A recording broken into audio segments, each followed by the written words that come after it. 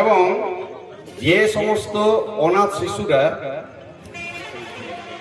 তাদের বুদ্ধি আছে, শিক্ষার ইচ্ছা আছে, কিন্তু তারা অর্থনৈতিক দিক দিয়ে পিছিয়ে, মানে টাকা পয়সা নেই বলে তারা শিক্ষা লাভ করতে পারেনি। তো আর একটা বিহান শিশু কল্যাণ সমিতি আর একটা আদিবাসী সম্প্রদায়ের জন্য এগিয়ে এসছেন। এটার জন্য আমার পক্ষ থেকে ওনাদের শ্রদ্ধা ধন্যবাদ জানাই। এবং এই ভেলাদিঘি গ্রামে তারা একটা